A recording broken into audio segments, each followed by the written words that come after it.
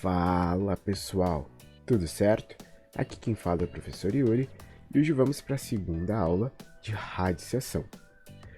Essa aula é uma continuação da aula anterior, então eu peço que tu volte um pouquinho se caso tu ainda não entendeu ou se caiu aqui de paraquedas, olha a aula anterior e a gente vai ver. Então aí tu vai começar a entender, vai começar a compreender um pouquinho mais.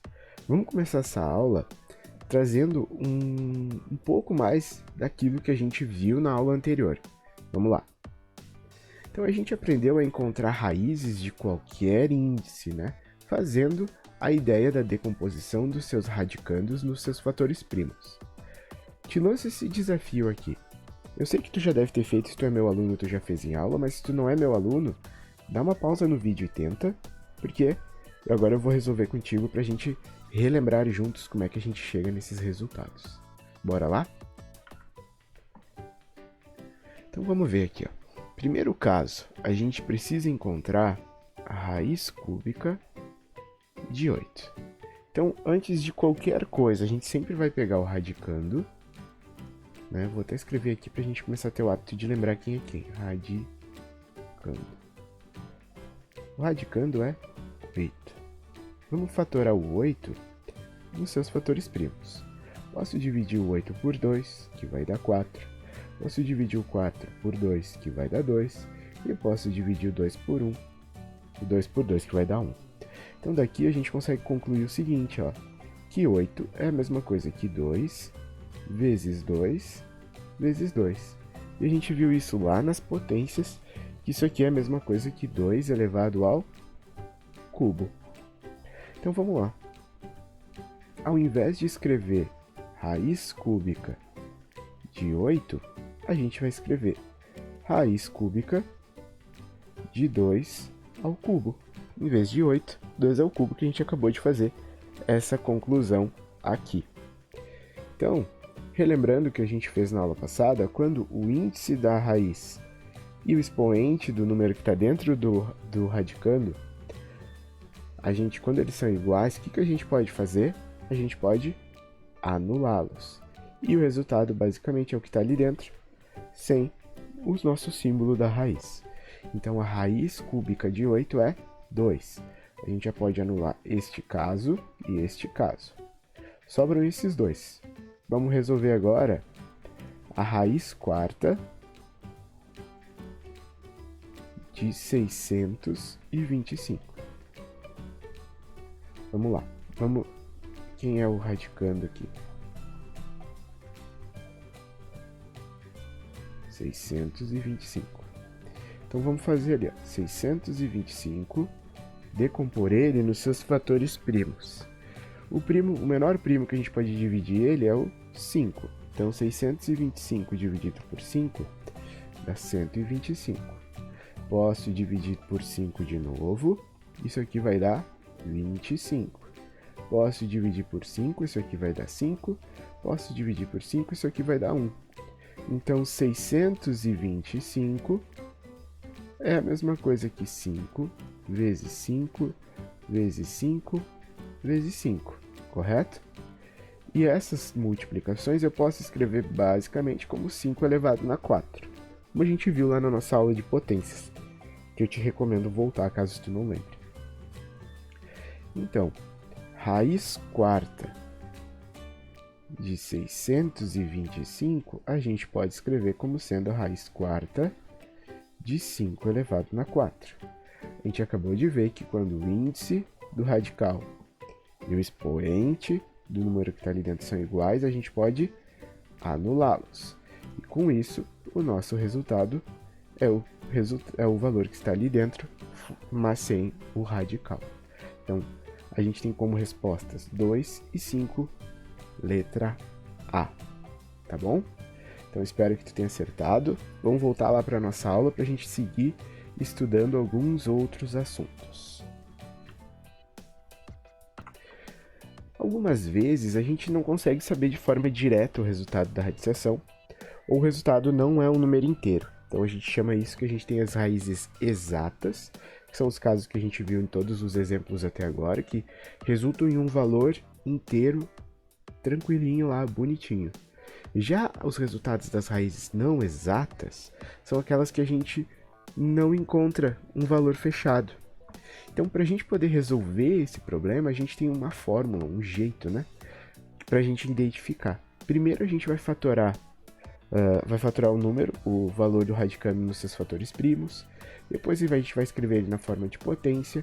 E depois a gente vai colocar a potência encontrada no radical e dividir por o mesmo índice, mesmo número, o índice do radical e do expoente, certo? De novo, muita coisa escrita, complicado de entender, mas eu sei que a gente já fez isso em aula. Caso tu não for meu aluno, segue acompanhando, porque a gente vai ver isso agora. Vamos lá. Então, olha esse exemplo. Ó. Raiz quinta de 243. Não tem como a gente saber se é exata ou não. Então, vamos lá. Primeiro passo. Transformar o número 243 em seus fatores primos. 243 eu posso dividir por 3, que dá 81. Posso dividir por 3, que dá 27. Posso dividir por 3, que dá 9. Posso dividir por 3, que dá 3. E por 3, que dá 1. Então, aqui eu tenho 5 números 3.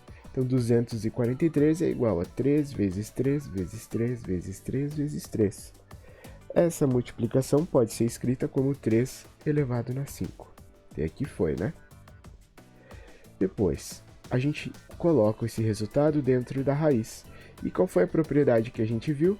Se o índice do radical e o expoente da potência são iguais, a gente anula e o resultado é o que está ali dentro. Então, a raiz quinta de 243 é igual a 3. Vamos lá, para a gente entender um pouquinho mais. E para finalizar a aula de hoje, vamos escrever a raiz quadrada, ó, se atente a isso, raiz quadrada quer dizer que tem um 2 aqui, de 360. Se caso tu quiser tentar sozinho ou sozinha, tudo bem, pausa o vídeo e tenta. Se não, vem comigo aqui que eu vou te ajudar, tá bom? Então, vamos lá. Raiz quadrada de 360. Primeira coisa que a gente precisa fazer. Pegar o valor que está ali dentro, o radicando, e encontrar a decomposição em fatores primos. Posso dividir por 2, que vai dar 180. Posso dividir por 2, que vai dar 90. Posso dividir por 2, que vai dar 45. Posso dividir por 3, que vai dar 15. Posso dividir por 3, que vai dar 5. Posso dividir por 5, que vai dar 1. Beleza? Então vamos lá. 360 é igual a 2 vezes 2 vezes 2 vezes 3 vezes 3 vezes 5. Te pergunto uma coisa. Qual o valor do índice da nossa raiz? Ela tem índice 2. Então a gente está sempre procurando os expoentes que sejam iguais ao índice. O que eu quero dizer com isso? Aqui eu tenho 2 elevado ao cubo. Ó. Tenho 2 na 3, vezes 3 ao quadrado, vezes 5.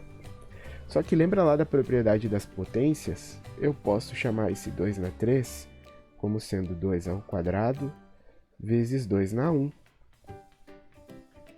Porque bases iguais a gente mantém e soma os expoentes. 2 mais 1, 3.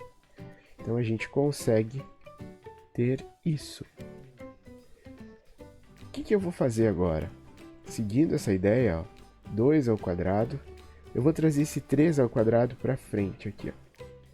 E esse 2 na 1 eu vou jogar para o outro lado. E aí, para finalizar, eu vou deixar só para ficar mais organizado. 2 na 1 é 2. Então, vamos lá. Então, a raiz quadrada de 360, basicamente, é a raiz quadrada de 2 ao quadrado, vezes 3 ao quadrado, vezes 2, vezes 5. O que aconteceu? Por que eu fiz essa manipulação? Porque olha aqui, ó.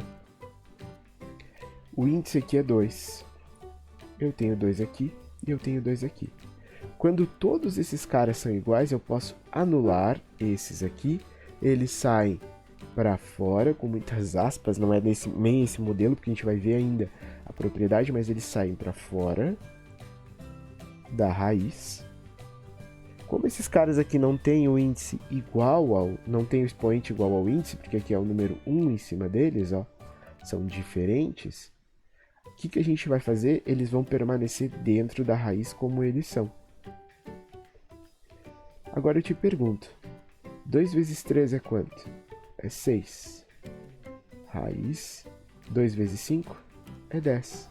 Então, a raiz quadrada de 360 é igual a 6 vezes a raiz de 10. A gente não precisa botar o pontinho de vezes aqui e a gente lê só 6 raiz de 10. Tá bom? A gente vai ver as propriedades que fizeram ocorrer essa mudança de esses dois caras irem para fora, né? A gente vai ver isso ainda, mas é bom que já te adianta e já te ajuda a entender melhor. Qualquer dúvida que tu teve, por favor, coloca aqui nos comentários, que eu vou te responder, se não me manda um e-mail. E meu pedido é, pratica, tenta fazer de novo, tenta fazer da tua forma, tá bom? Nos vemos na próxima aula. Tchau!